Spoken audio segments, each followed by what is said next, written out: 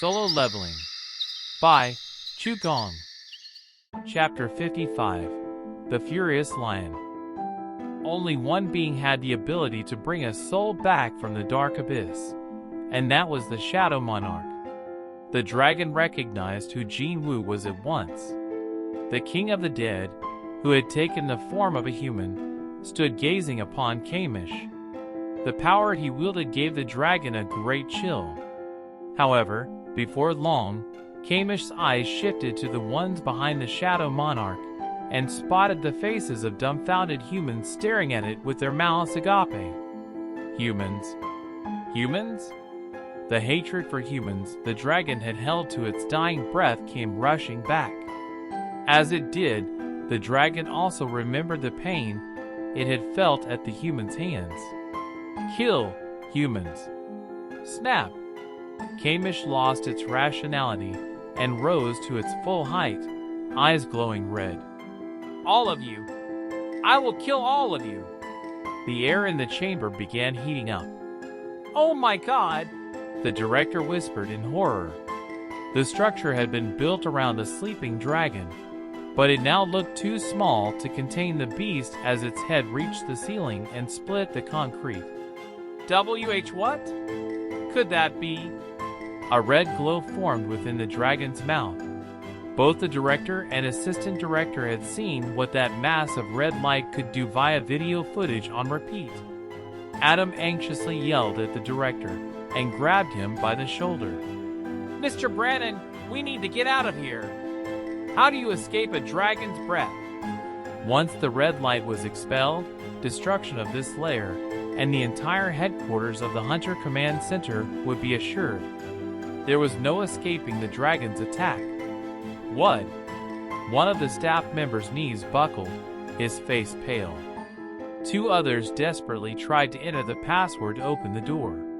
But both the director and assistant director knew it was all for naught, so they kept staring back and forth between Jin Wu and the revived dragon. For what? The red light transformed into a ball of fire. The dragon was ready to spit flames at the humans in front of it. Die! Just then, Jin Wu bellowed. Stop! The members of the association, who had instinctively shielded their eyes from the bright light, now cautiously lowered their hands. They had thought themselves doomed, but that had been a hasty conclusion. How? The fire that had been raging inside Kamish's mouth died down. In the past, the dragon had incinerated hundreds of hunters with its fiery breath, but it now took one hunter to stop it in its tracks.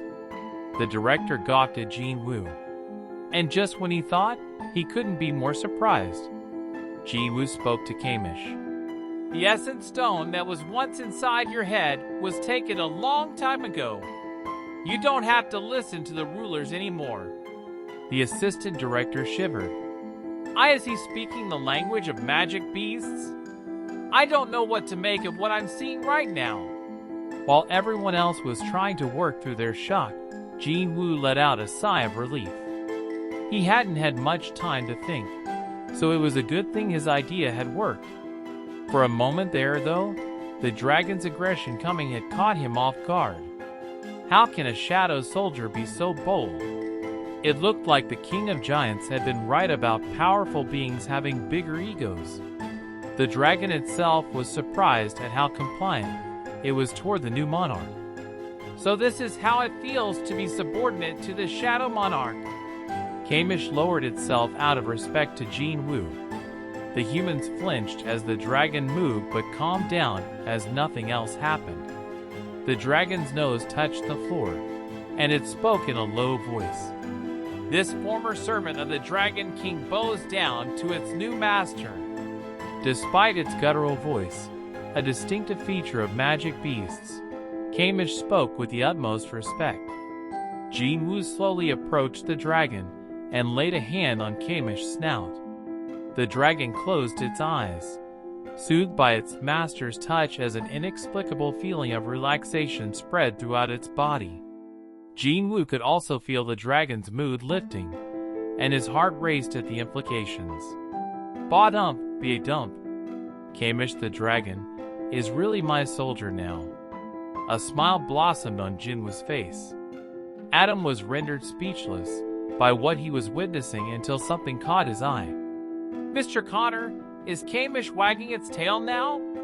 Kamish was called the worst disaster of human history, not man's best friend. So what kind of nonsense was Adam talking about? But that was the only way to describe what was happening with Kamish's tail. "Oh my!" When Jinwoo removed his hand from the dragon's nose, Kamish stopped wagging its tail and looked up. Humans had named the dragon Kamish for their own convenience, but Jinwoo was considering a new name for his new shadow soldier. He then remembered what the dragon had said when he first greeted it. "You said you served the Dragon King before?" "That is right, my king. I served the king of wild dragons, the monarch of destruction, the king of the dead, the shadow monarch, and the king of giants, the monarch of the beginning." It hit Jinwoo that the dragon's former master was one of the 9 monarchs he had heard about from the system. But that wasn't important right now. He wanted to give the dragon its original name back. "So what you're in?" Jinwoo was unable to finish his sentence, his eyes widening at the sight of the dragon. The dragon's body was slowly crumbling like a sandcastle being blown apart by the wind. "Alas, my king, I believe it is time for me to bid you farewell." "What?" Jinwoo's perception stat picked up on the dragon's emotions. The dragon was truly upset and saddened by the situation.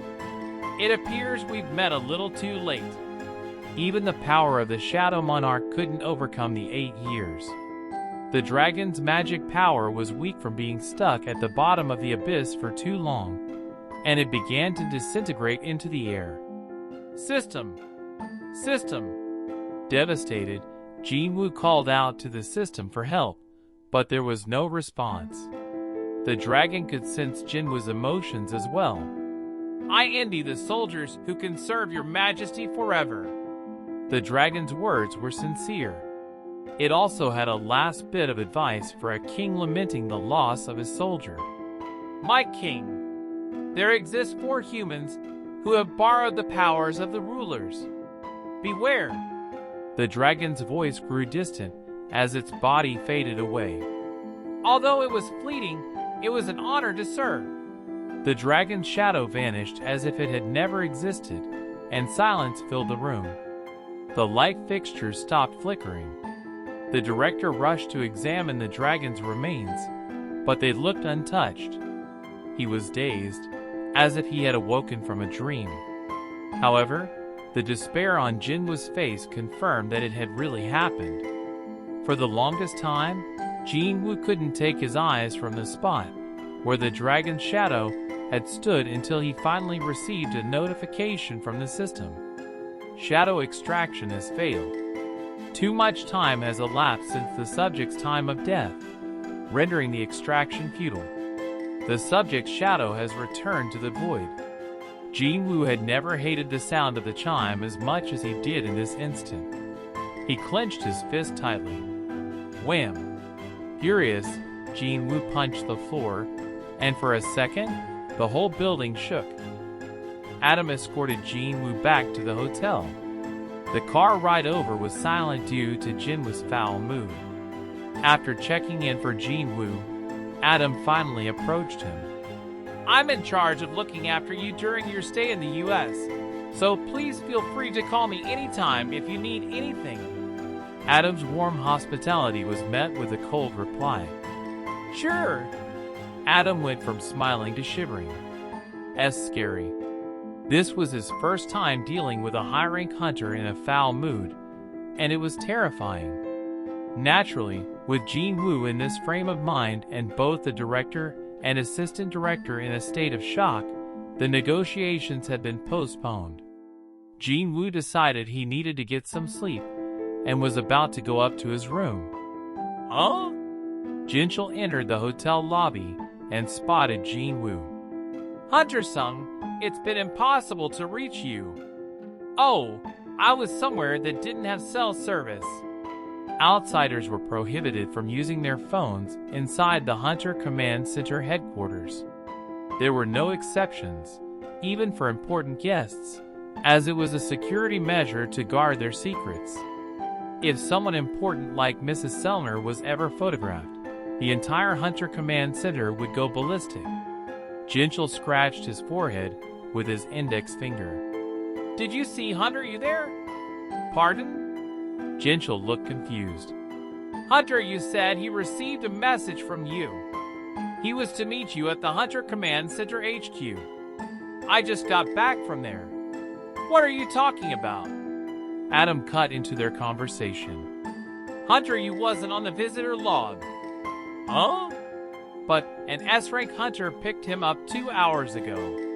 Jinwoo urgently asked. "What S-rank Hunter?" "Hunter Dong-Soo Hwang. He came by to pick up Hunter Yu."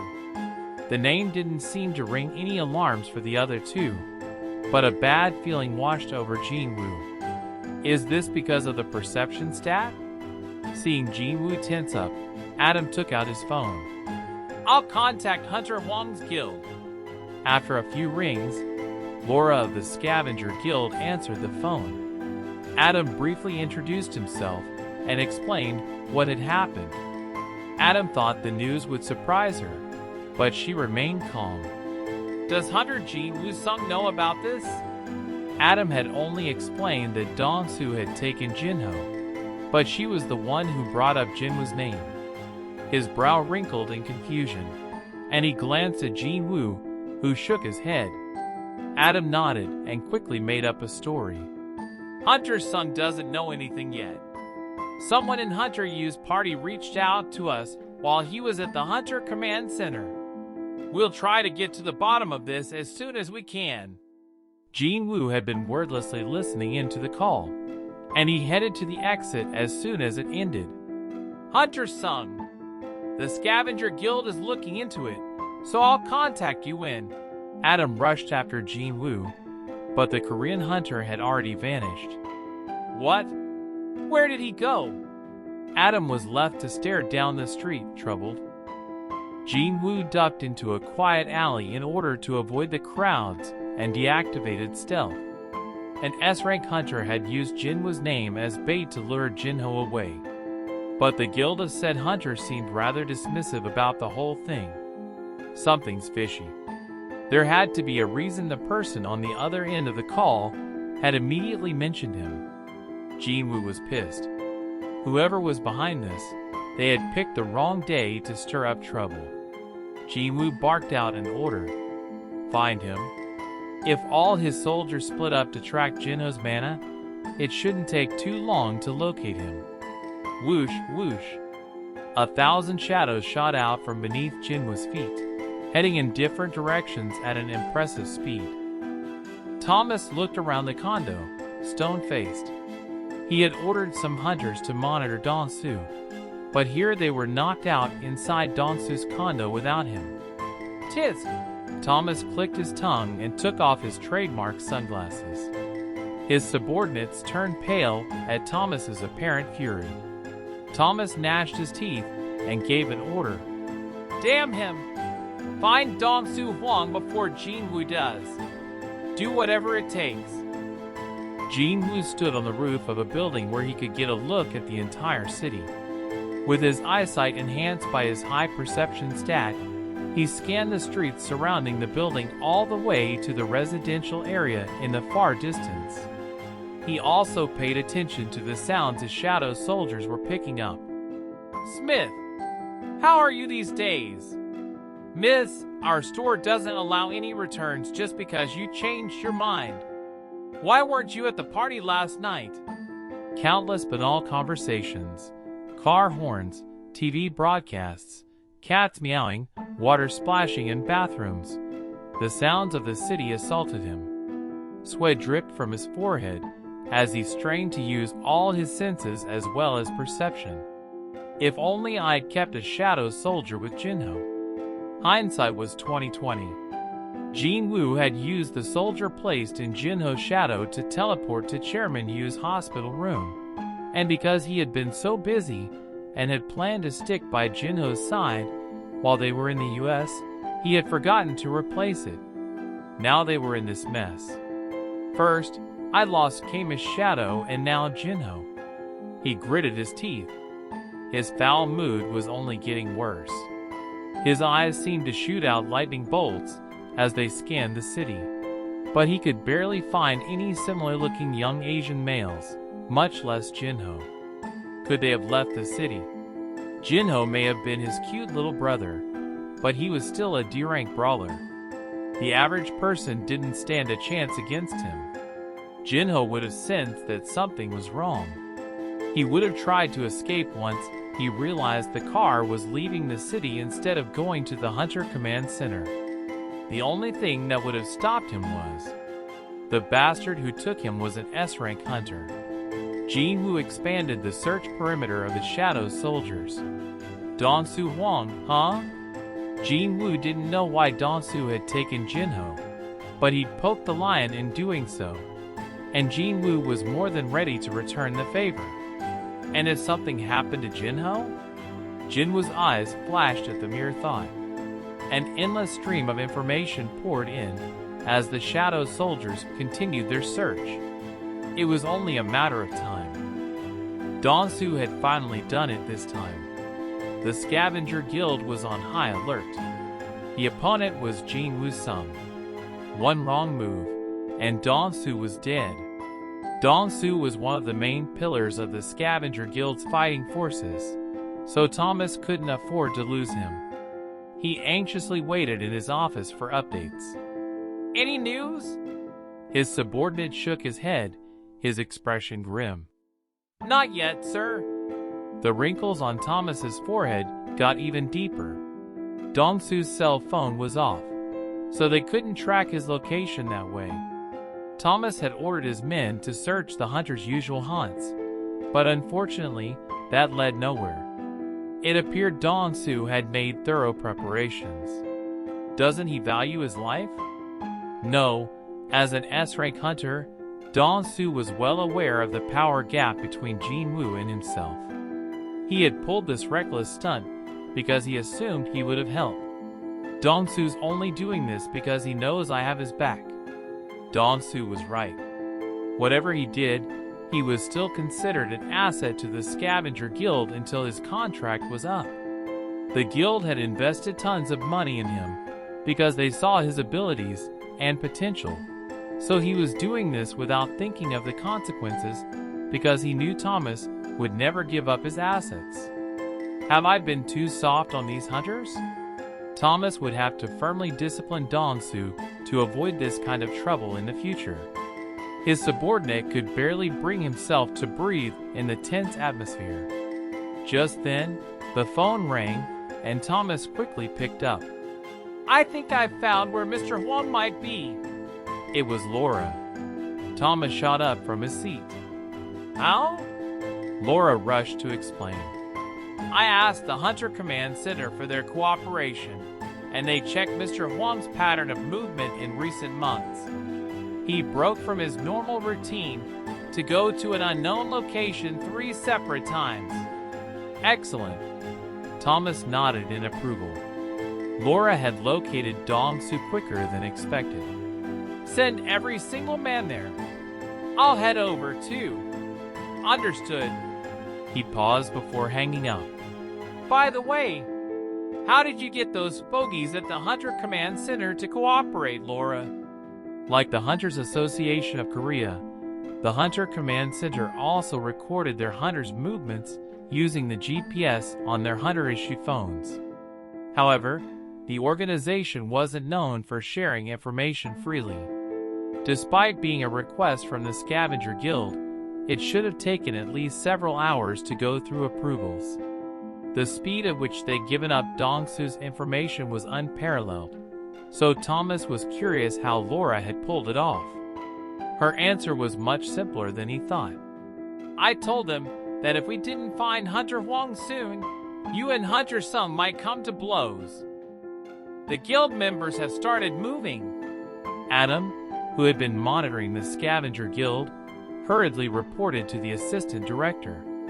All 100 of them. They canceled a planned raid just now. All hunters are mobilizing.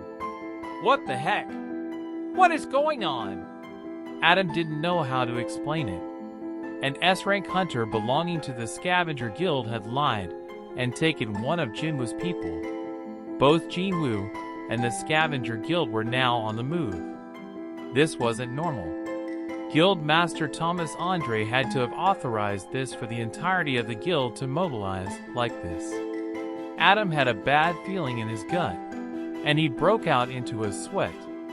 He froze when he saw Thomas emerge from his headquarters. Oh. Thomas scanned the area before getting in the car waiting for him. The car then sped off in the same direction the other hunters from the Scavenger Guild had gone. Adam tried to steady his shaky voice.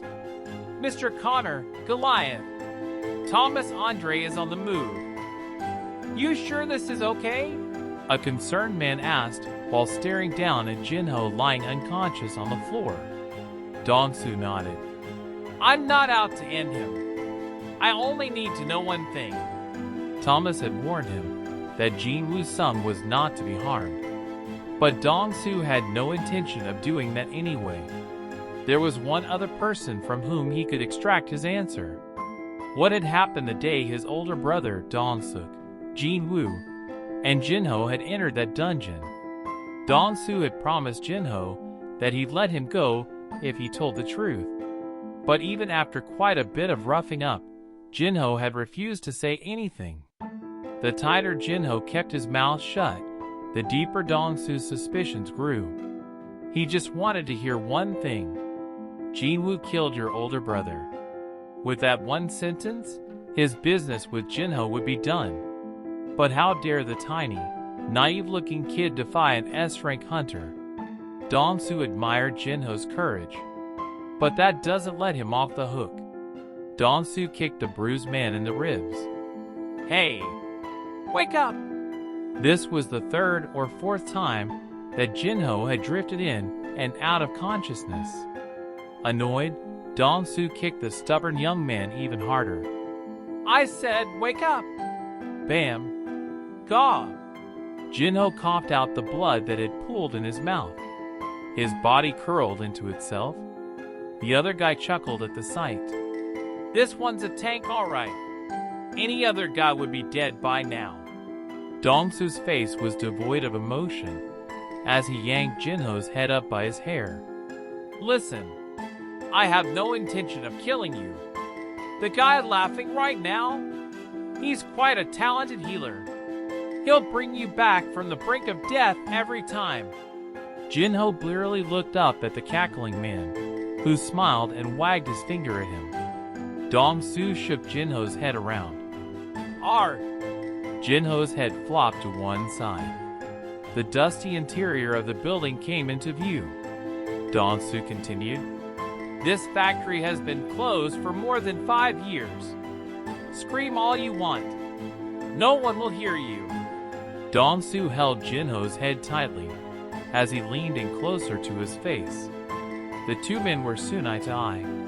That means you'll suffer until you tell me what I want to hear. When they were close enough to touch noses, Dong-soo bared his teeth. So? Do you want to talk now? Jinho's lips moved, but Dong-soo couldn't hear what he was saying. What? Dong-soo raised an eyebrow and leaned in closer. Jinho whispered in his ear. Fuck you. Dong-soo's face twisted. Whack. He slammed Jinho's head into the ground. Whoa! Did you kill him? Caught off guard, the healer rushed forward and checked Jinho's pulse. Phew! He breathed a sigh of relief after confirming Jinho was still alive. Had Dong-soo applied a little more pressure, however, that wouldn't have been the case. Mr. Huang, please be a little more careful. I don't want to be an accessory to murder. Noted. Dong-soo relented. Uneasy about this whole affair, another man tried to dissuade Dong-soo. Let's just go! Haven't you pushed him enough? What are you talking about? I'm just getting started. A sinister smile crept across Dong-soo's face. He was just as cruel as his older brother had been. The man nervously glanced around the room. It was then that he noticed something on the other side of the factory. What was that? He squinted at the mass. What? Huh? Both Dong Su and the healer looked toward the man's panicked noises to find a high orc in black armor standing there. An orc? Dong Su stood up. The healer, who had been checking on Jinho, rose as well. Was there a dungeon break nearby? Dong Su shook his head. If so, the whole area would have been in chaos. Just in case, Dong Su extended his perception to scan for any magic beasts nearby, but the high orc seemed to be alone. How strange! Even stranger was that the high orc was shaking in fear, its expression terror-stricken, and it was all it could do to keep from crying. It looks like that beast is afraid of you, Mr. Wong. I don't have time for this. A white light surrounded Dong Su's fist, as he took long strides toward the orc with his fist raised and ready to rock. A man's deep voice resounded from out of nowhere. Exchange! News regarding more and more dungeon incidents was being reported on the TV. There hadn't been any major incidents, but the number of hunters getting killed during raids was increasing. Is my baby going to be okay? Kyung-hai, Jinwoo's mother, anxiously watched the news report.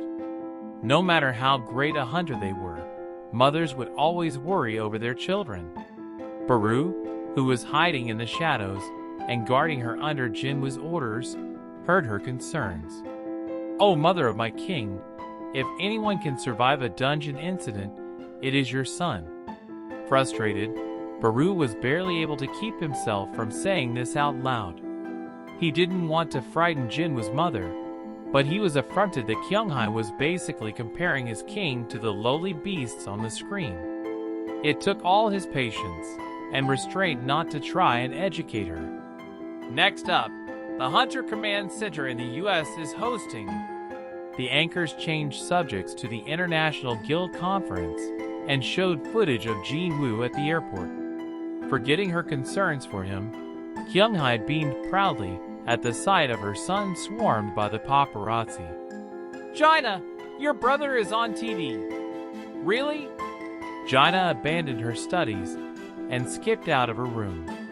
Although this wasn't the first time, she still found it fascinating and cool to see Jinwoo on television. However, the two women were oblivious to another being cheering even more passionately for Jinwoo than they were. Oh, my king. Baru gazed upon the screen with sparkling eyes.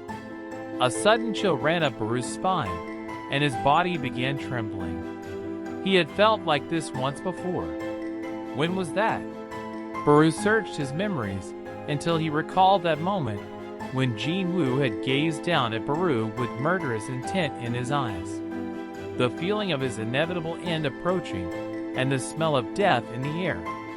This was the first time he'd felt his king's rage since becoming a shadow soldier, and his whole body was paralyzed. But Baru was the king's soldier now. He snapped back to reality. My king is furious. As terrified as he felt, Baru couldn't just ignore his king's rage. He attempted to communicate with the hunter. My king, please remain calm. I shall be right there. A reply came instantly. No. Stay there. The fury in Jinwoo's voice made Baru shiver. As you wish, sire. He had no choice but to follow Jinwoo's order. Baru wondered who could be foolish enough to infuriate his king like this. Who would do such a stupid thing? Baru retreated deeper inside the shadow to try and forget his terror. In the city of Busan, the Knights Guild was in the middle of preparations for a raid. Guild Master Jong Soo Park lit a fire under them, as he did a final check on his members. There have been a lot of reports of incidents within dungeons, so stay focused, everyone. Let's go home without a single person harmed. Yes, sir! The guild members, who had been humbled after having done a raid with Jinwoo's minions, gave a loud cheer. Yu Tae-young, the vice president of the guild, was standing behind Jiangsu and nodding in support when something distracted him. Ah! Jiangsu instantly turned to him. What? What's wrong? Yute looked back and forth between Jiangsu and Jiangsu's shadow and pointed at the floor. Be boss! The shadow beneath your feet, it just moved. Yunti's mouth snapped shut when Jiangsu glared at him. How many times have I told you not to drink before a raid? That's not it, boss. I haven't had a single drop today. I swear, your shadow really moved like it was alive. Jiangsu let out a huge sigh and looked at Yute, disappointed. Okay, you need to sit out today. Boss, I'm telling you the truth. Let's move, everyone. We can do this nights. But boss, Yunti's frustrated voice echoed through the air. Incredulous reports about moving shadows came from every location Jinwoo had placed his soldiers, but the shadow soldiers didn't care about eyewitnesses. They were agitated by their king's rage. Exchange! Jinwoo appeared in the high works place. Dongsu and his men froze, like mice encountering a snake at the sudden arrival of the unexpected guest. Recognizing Jinwoo, Dongsu's heart sank. But Jinwoo strode past him and made a beeline straight for Jinho. The two men standing on either side of Jinho scrambled aside. Jinwoo took a healing potion from his inventory and slowly poured it in Jinho's mouth. Healing potions cannot recover HP when it dips below 10% of your total HP. Crack! The empty healing potion bottle shattered in Jinwoo's hand. What else could he use? The elixir of life treated illness, so it wouldn't help his injuries any more than healing magic could cure diseases. I need healing magic.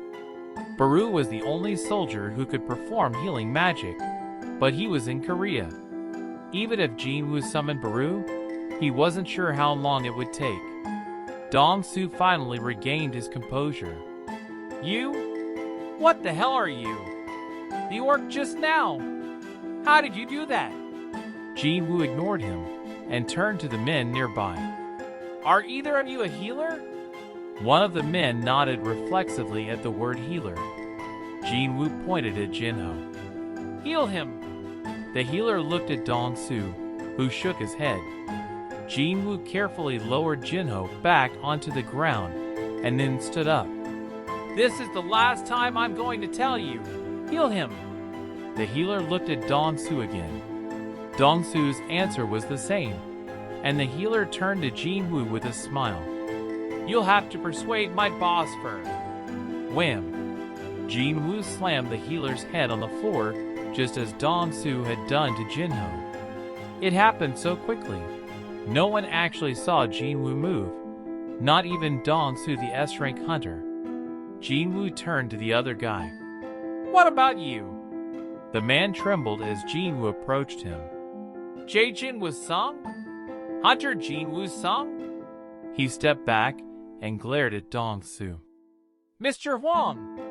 You never said this had anything to do with Jinwoo sung. What's going on? What the hell is going on? I asked if you were a healer. And no, I'm... Wham!